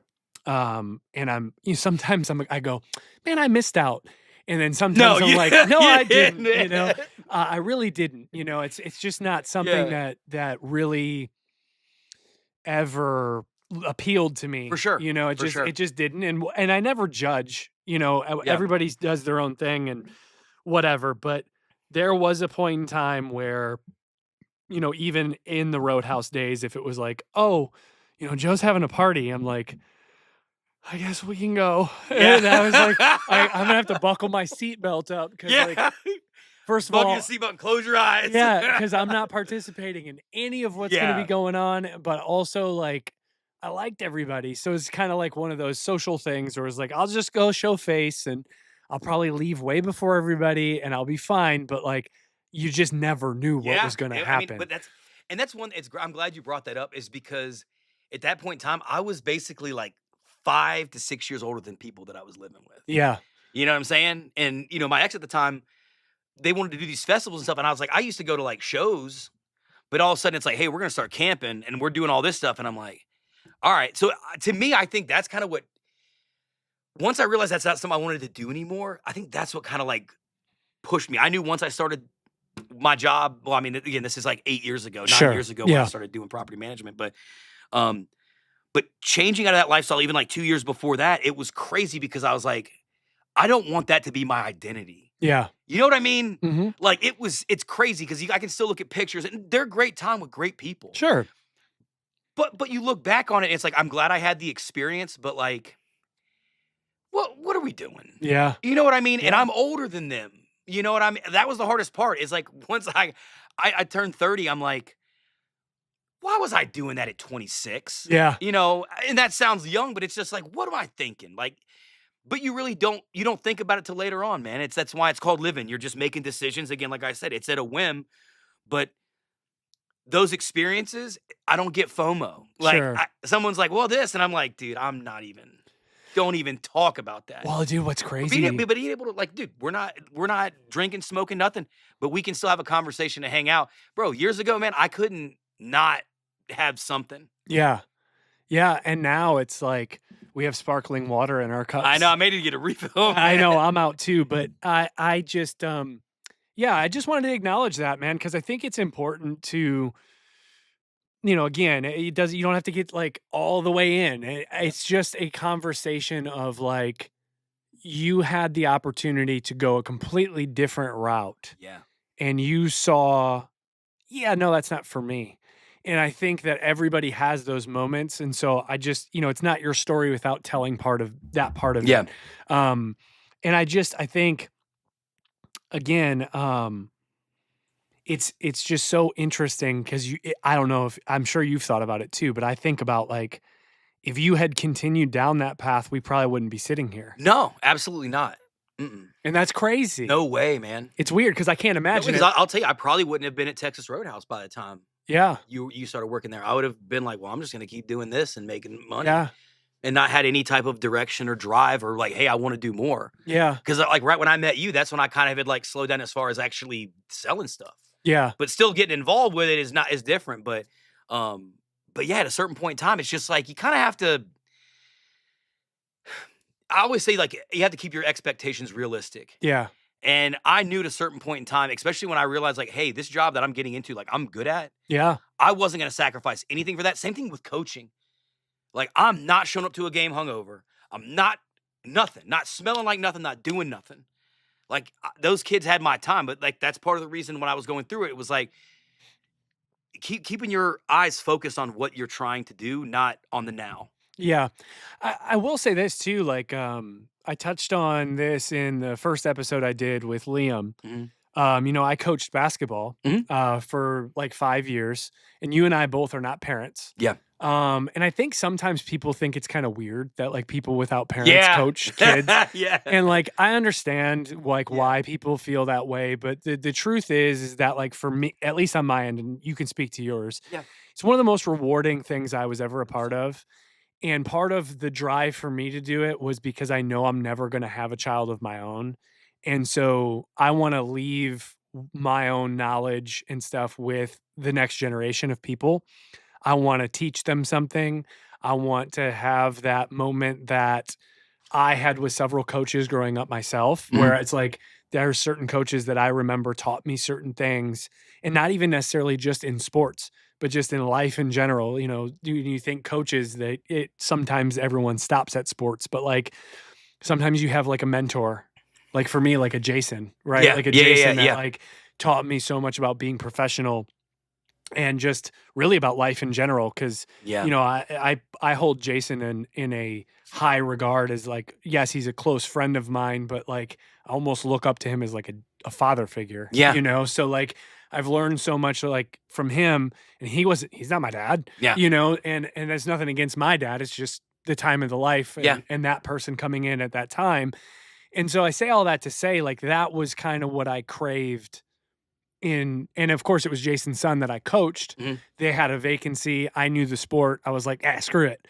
And then Yeah. like in doing it, learning, the first season I did it with Jason's wife, Mhm. and she just was like, I'm a parent, I'm gonna show up, but like I need you to like teach the game. Cause like For sure. I'm gonna volunteer too, but like I need you to do this. And I was Yeah. like, okay, cool, And then in doing it the first time and then growing with those kids and watching it, because I stayed with the same group of kids essentially the entire time. Yeah. And dude's awesome. So cool. Some of those kids I still talk to, they still reach out to me, they still call me coach. Yeah. And like I feel you, man. and they're Yeah. adults. And so like that's cool to me. And like I wanted to leave something with the next generation, the people coming up. And even if it's just they learned how to shoot a free throw correctly, or they learned like in my last season with them, like I touched on with Liam, I tried to instill in them like, guys, this is an important moment in your life that you don't understand that this is the last time you're going to do this together, because they were all seniors. and it took them, Giving me chills, dude. yeah, but it took them 100%. not like it took them stopping that. And then now, like Liam touched on in his conversation with me, like, we get it now. We didn't Yeah. understand when you told us, but like we get it now. Yeah. And they're all going their separate ways, and they didn't know that that was the last time they'd do that together. Yeah. And we, as sports people, we've both done that. We were both like, well, yeah, whatever. There'll be another game. Yeah. There's not. There's not. Yeah, and those are important times. It's you learn a ton. And so I wanted to be somebody that could give that out. Now, if you asked me to do it again, I don't know that I would say yes. Yeah. Because I earned some gray hair from those boys. But tell me a little bit about your coaching experience. Again, it kind of came off as like me trying to utilize my time better. Yeah. Like, you know what I'm saying? Let me get my mind focused on. I just started this job. Let me get it focused on something. The craziest part about coaching is the kids are out there just having a time, but they don't understand like how much it means. Like when you go out there, like when you said, I got chills when you were saying like, "Hey, coach, I have kids that I coached like years ago. They're getting their driver's license and all that kind of stuff now." And it's like hearing, "Hey, Coach Joe," man, it was like it meant the world to me. And I'm going through like a huge shift in my life. Yeah. But having a water balloon fight with 11 and 12-year-olds after a practice, I'm telling you, man, I remember getting in my car after that practice and like crying. And it's not like I was mad or anything, but I'm like, man, like I used to chase something completely different for this kind of a feeling. And I literally, Sober Sally, just played a water balloon war with a bunch of kids. And like, I feel, I wish I could have bottled that up and like Yeah. done something, given it, hey, just take this. I'm telling you, it's going to make you feel incredible. But that's the beauty of it. Like, and those kids don't realize it until it is over. But having met, I still have some of the parents still contact me because in my room, I still have a whole wall of I have all of our team photos, the pictures, the picture day posters that I got of myself, of the other coaches. That part, man, I'm telling you, I say this and I'm not kidding. My job changed my life a lot, but coaching with that, man, that point in time changed everything. Yeah, it sounds to me like you kind of had a shift of, to your point, like focusing your time into something else, but not just something else, but something positive. Oh, for sure. Something that you were able to kind of share your experience because you were a baseball player, you were good, and like you were able to give that and some tips and stuff to other people. But you get to have that moment of, you know, I think it's fair to say in some instances in your life at this point, some people from your past, if your name gets brought up, I'm not going to say it would be negative, but I would say that there might be like, that crazy fool did XYZ. Dude. But those kids are going to give your, I guess, legacy, for lack of a better term, something different. And I think that, like I said, something more positive, right? Oh, for sure. So, I mean, I think it helps. And like, you're part of the reason why I decided to like say yes to coaching, because I know how much you enjoyed it. And I was, again, at first I was like, it's different. It's a commitment, yeah, especially when you're not getting paid. Yeah.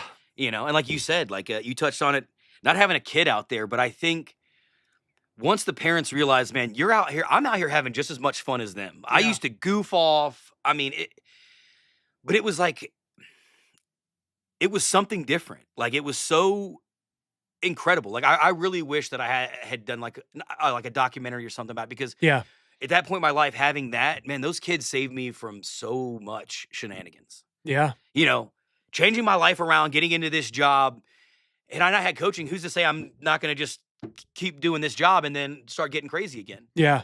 But having that structure that literally just kids, man, like they had no clue that I was picking them. They had no clue I was, but also getting to coach with like some of my best friends. That's part of the reason it's been tough for me to get back in, because I was getting to coach with guys I've known for years. Yeah. Getting to do that with them and then, you know, hang out later and talk or play video games and be like, dude, Colin killed it today, man. 3 innings pitched, dude, 6 Ks, man, killed it. But it's one of those kind of things where it put my focus towards so much different things to where anything else other than work in that dirt, man. Like I didn't care. Nothing else mattered. Yeah. I think you also had the opportunity. I think I found what I was kind of looking to say is like you felt the responsibility, you made a commitment, but also like they're kids. Yeah, So like you have the opportunity to essentially be like a little bit of a role model for there. sure. So when you have that opportunity, that responsibility gets a little bit bigger. Oh, huge. And to your point, like being hungover or feeling a certain way or like exhibiting any kind of behavior or doing Mad at anything, work, and then you're taking it out at practice. yeah, you can't do any of that because they're so impressionable. And also, you want to give your best, right? Because 100%. like if there's one thing I know about Joe Teddy, that's a competitive Yeah, I don't blame, yeah. man. So like I know that you want Yeah. to give them your best, so they give you their best. You know, 100%. so I understand, and I won't lie to you. At first, when you told me that you were coaching, I was like, okay, that's odd. Yeah. But in doing it and seeing what it did for you, and then doing it for myself, like I get it. You know, I really do Yeah. get it. I'm really glad I did it. Again, I don't know if somebody asked me to do it again if I would, because It's a commitment, man. It's just tough. it's not even the commitment part. It's just these kids, man. The kids. Yeah. I'm too old, man. Like I don't understand the lingo anymore. Yeah. And like I know I can pick up on it, but like Yeah. it's just, you know, in going through the amount of seasons I did with my guys and then them moving on, it was just kind of like end of an era. They talked about doing like a men's league and they wanted me to play on it. And I'm like, guys, my knees, first of all, Not a good idea. not gonna happen. Did that once. Not a good idea. Yeah. You're But basically paying to get hurt. yeah. There's way more things. Like if I wanted to pay to get hurt, I'd jump out of an airplane. Yeah. You know what I'm saying? Like Yeah. I'm not gonna run up and down this court and have my leg fall off. Like I'm not doing that. But yeah, Yeah. it's really cool, man. It's rewarding. And again, I just want to say again that I think it's super. It's outstanding what you've done with your life up until this point. Yeah. The changes that you've made, the positive things that you've chosen to spend your time doing. And one of the things I like about the way that you operate, and maybe you can touch on this a little bit too, is you don't really pay any mind to how anybody else feels about what you're doing. Nah. But why? You know, why would you? You know, we've talked about this before. We all have a certain amount of time we're on this earth. There is no point in trying to influence someone to have them live a certain kind of way or vote a certain kind of way or, hey, fish is good. You're crazy because you don't like it. Or Yeah. anything like that. You do what you want with your time. Because I remember when I was coaching, people were like, man, that's a lot of time. You know what? You do what you want with your time. I'm going to do what I want with my time. But at the same time, I also surround myself with people who I've known since like elementary school, middle school, high school that I still keep in contact with. So if it's somebody, not necessarily, I'm not going to say, I mean, if I started getting crazy, I get a call from a couple buddies like, dude, what the hell are you doing, man? Yeah. Or are they, oh, I'm hungover. Dude, what are you doing, man? You're 37. Come on. You know what I mean? But those people I surround myself with now, and it's one of those kind of things where certain behavior is just not an option anymore. Yeah. You know what I mean? I know that sounds kind of old, and we're not that old, but it's just like I made decisions back then because I thought it was the right thing to do or living in the moment. But living in the moment is making good decisions and seeing those decisions come to some type of fruition. Sure. And to me, that's what living is. Yeah.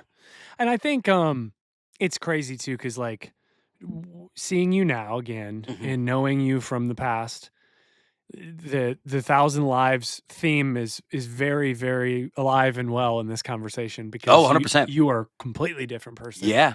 And I'll also always laugh because I think about old Joe and current Joe.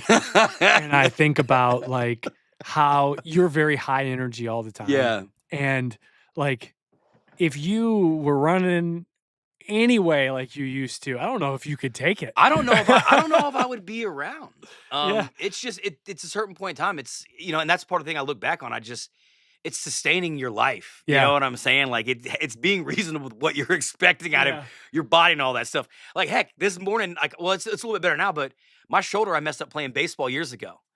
I woke up Monday morning, dude. I couldn't rotate my arm. I was like, dude, what the heck is this? Yeah.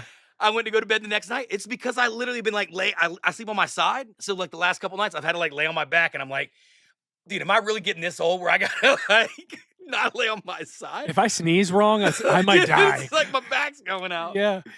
But it is one of those kind of things. Like you have to be realistic as far as what you expect yourself to do. But like you said, me now and then before. I mean, dude, I literally send lease violations for people smoking weed in buildings. Yeah. And 15, 16 years ago, I was selling weed. Yeah. Like, what? Yeah. But it's like, dude, you can't do that. Well, what about maybe back when I was a kid, but dude, I don't know. I don't smoke and I don't do that in any apartment. You can't do it. It's in your lease. So it's crazy how life kind of does do that to you. Like the same stuff. I'm like, man, I did it back in the day in my apartment. And now it's like, dude, you can't do that, man. Like you only get 2 more warnings and I got to kick you out of here. So yeah, it is crazy how it evolves, but that's we're humans. We've always evolved, but sometimes how your decisions, what you decide to do with those is going to put you in other scenarios where you learn something else, where you evolve from that. mm-hmm. You know what I mean? Yeah. Like when we went to Canton, I'll probably never chase a paycheck again. Yeah. I learned a lot from that. I saw that money and I was like, oh, dude, sign me up. Had a great time living with you. The apartment was cool as hell. But your job was awful. It was awful, bro. 7 days a week. I'll never forget. October of 2019, I worked every day but Halloween. Monday through Sunday, every day but Halloween. Overtime was great. They paid me good. But what am I doing? You guys would end up getting home and I'm sitting there like already asleep. Like what am I doing? I'm making money, but I literally would get home, I'd shower and I'm like, I'm not doing nothing. Money's great till you can't spend it. You can't spend it. Yeah. And it's one of those kind of things where I don't let decisions that I've made before kind of rule over me not using that information. It's like having somebody else's playbook and not looking at me like, hey, you know what, this is what they did last time. Yeah. You've made these decisions, like you got to do something with it. Yeah. And from that, again, I tend to not make the same decisions, but it's one of those kind of things. It's almost ingrained in me from that time period where you realize like what I was doing was not okay. Yeah. And knowing like no matter what, I'm not going to let myself ever do that. And I'm also going to make sure that nobody else is going to put themselves in that kind of situation. Sure. Because I love my nephew to death. He's not going to, he asks me questions all the time. Crazy. Hey, Uncle Joe, man, Dad said you're crazy. I'm like, look, dude, we're not, I was crazy, but if you start getting crazy, dude, I'm going to know so quick, bro. Yeah. I'm going to know so quick. They're going to lock the house down. I'm like, yeah, I think he's got some weed over there. He got some weed over there, and it looks like he's been buying beer, and he's only 17. I'm gonna get you, buddy. But it's one of those kind of things where you live and you learn. Yeah. But if you don't live, you're not gonna learn. But now it's one of those kind of things like I don't know, man. I know I still got a lot more room to learn, but the transition in my life, it's just like you said, when you started the podcast in the first place, I was like, that's so 1,000 lives. Like not 1,000, but looking at where I was at, where I'm at now, it's crazy how things just happen. Yeah. Jobs fall through, people fall through, people stay around. It's just wild how life just tends to happen. And at a certain point in time, all you can do is look back and be like, how did I get from here to here? Yeah, and like that's kind of the point of this, right? Like Yeah. we touched on a lot of stuff, a lot of how you went from A to B and to C to D. And that's the point, man. I think we missed that gray area. Yeah. That's the thing. And like, I think that's where the magic happens. Mhm. Like that's where you really cut your teeth and you become is in the middle. Yeah. It's not the destination itself is cool and the starting point is fine, but no one ever tells stories about the end or the Yeah. beginning. They tell It's that terrain in the middle. Yeah. Where's that path going? Does it come up this way? You come back and go a different. Yeah. It's crazy. And- It's just wild how stuff works out. Dude, the cool thing too is that you get to keep rewriting as much as you can until the Yeah. paper runs out. For sure. You know what I'm saying? And like, I think that's the beauty of all of life for me anyway, is like the whole point of this and the name came from the joke that I heard a million times, because if you look, and I one day I'll have someone, maybe I'll have you do it, sit here and have me tell my story. Cause like, I'm just the host at this point, Yeah. and the idea came from me. Yeah. But like, you know enough about me, like Yeah. the millions of, and I say You got a millions, story, bro. Yeah. You got a story. and all the things that I've been involved in, and if I first meet someone and then it comes up in conversation, they're like, huh? And then I'm like, yeah. And then I prove it and they're like, what? And I'm like, yeah. And then it just goes and goes and goes. And I've heard like, you've lived 1,000 lives so many times that I was like, I got something there. You know, I Yeah. can't be the only one. And the reality is like everyone. Everyone's got a story, It's man. everyone. And like, how many people tell it?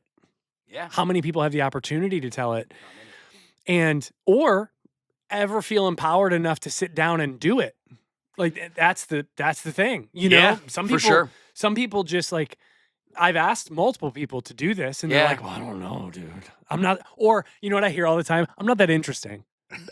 Wanna bet? You'd be surprised. Yeah, wanna bet? Yeah. Like, and that's the thing, man. I just, you know, I think that this chapter for me is gonna be something that I do for a long time. Mm. You know, like luckily it's not very physical. I can just sit in a chair and have a Yeah, and conversation. just start talking. Yeah, and like, you know, I hope that people catch on and start enjoying it because I don't necessarily do it just for me. You know, I think that this is something that has the potential to help people, touch people, let people relate like we talked about at the Yeah. beginning and just you know, it also it's a little bit selfish cuz like it helps me too, you know. For sure. Like, Oh, 100%. you know, so having these conversations, asking the questions that I ask in some cases and whatever, and doing that, you know, I learn too. Mhm. So I just look at it as like, this is maybe my next phase of college, For life sure. college. Yeah, yeah, yeah. You know? So I don't know, man. I mean, we got through growing up as Joe, having a good time, playing in the woods. We got to, My brothers, everything. Man. yeah, we I got, can't believe we talked about that much. yeah, I'm trying to like think back down. Like, it's a good thing I didn't have like a list right here, but it's like you said, it's actually really cool to like think about, yeah, especially when you keep asking questions. And I'm not gonna just talk about everything, but when you start asking questions and recalling stuff, it's, you know, living with my two buddies, with my ex, and then just how everything not necessarily falls into place, but how you live, how you adapt, what happens. Like you said, everybody's got their story, but if you don't tell it, it's not a story. It's just it's a myth. Like yeah. nobody believes it. But anybody that watches this that knows me is gonna be like, I was one of those guys. Yeah. I know about that. And you know, it's interesting too. I want to touch on this. This is the first time. So I've actually recorded at this point. You're number 3. Number 1 is out. Number 2 is in purgatory because we're having some. I don't know if we're gonna put it out or not. Just Okay. some whatever. It's not. I'm not mad about it. It's just there's some hesitancy. Let's just Is say what that. it is. Yeah. Somebody shared a lot of their story and they don't know that they're comfortable, which is fine. But I've had my computer here with me the entire time on both of those episodes. This one I didn't do that. And I found myself feeling more like an interviewer because I was like prepared for the conversation a little bit. I had some things I wanted to touch on. This I just kind of like talked to you. And I think it felt better. And I'm just acknowledging that not only for myself, but for you and for whoever watches. Like I'm getting, I'm getting to the point where I'm comfortable. I don't need it. And then it keeps me honest. For sure. I don't need to stay on a certain talking point. Wherever the conversation goes, it can go. Yeah. And with that said, I want to say, like, normally I end this and I think I want to start something new today because normally I end it and I do this rapid fire questions where I just say like, here's 2 words, pick one kind of a thing. Yeah. Whatever you got, bro. Just for fun stuff. I want to do something different. I like it. Because I don't have those notes in front of me. I don't have those questions prepared. I think that moving forward, I want to ask this question to end. Bring it on. So we talked, we read through your chapters, we turned the pages. Now we're to the blank pages. So what is unwritten for Joe Teddy? What's next? Ooh, that is solid. I don't know.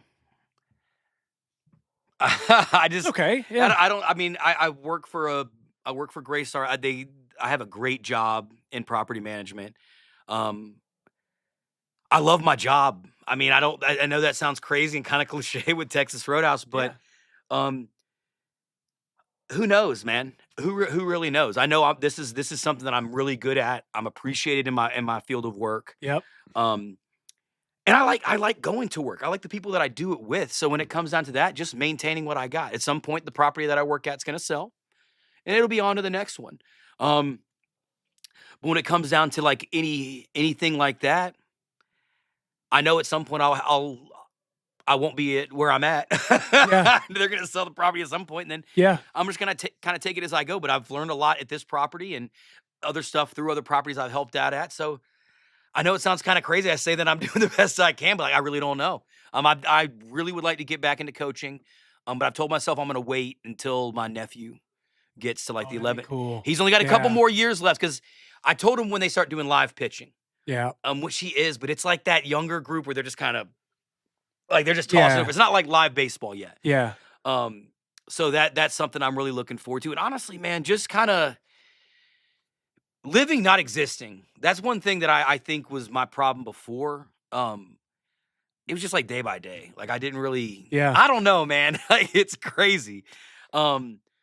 But just doing what I wanted, like even coming over today, man. Like I could have done a bunch of other things, but like this is like what I wanted to do. I haven't Yeah. seen you in a minute. I haven't got to see the house. Got to see the setup. So I always want to make sure I'm always doing something that I want to do, not Yeah. like, man, all right, I'll go do this or I'll go do that. Yeah. Or just waste time. Yeah. Yeah. 'Cause I'm real good at that. too, Just do yeah. nothing Yeah. or something. Yeah. But nah, the next few pages, I don't know. I'll be in that movie. Oh, My yeah. buddy Eric's, his dad's movie. I'll send some clips over for you for that. Like I said, Yeah. I'm an extra, nothing crazy. A little bit of Still, singing. it's cool. Yeah. But yeah, man, I'm just gonna keep doing what I do, hitting karaoke every now and then, and rocking and rolling, bro. Sweet, man. Well, Not getting wild, dude. yeah. Well, No, my heart can't handle it.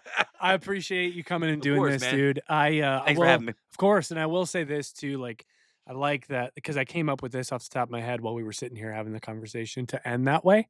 And I think that part of what that opens the door for and leaves the door open for is like a return. For sure. So when someone, even yourself, like when your nephew's old enough and you're back to coaching, and we'll see the next thing when your property How's sells, it going? come back and we can Yep. check back in. And, the people that watch your first one can, well, what happened to Joe? Well, let's I'm find not out. going anywhere, man. Yeah, but I think that's cool because Yeah, for like sure. it's kind of like, when you're a kid and they have you do like the time capsule or whatever. And, Yeah. well, when I grow up, I'm gonna Yeah. do. Well, how many people are firefighters and spacemen? Yeah. None. None. Not Not so, the thought they were going to. Yeah, so I think it's kind of cool to set, even as an adult like that. This is kind of what I'm aiming for next, and like, let's see if we make it there, and what happens in the middle, and that'll be the next episode. For sure.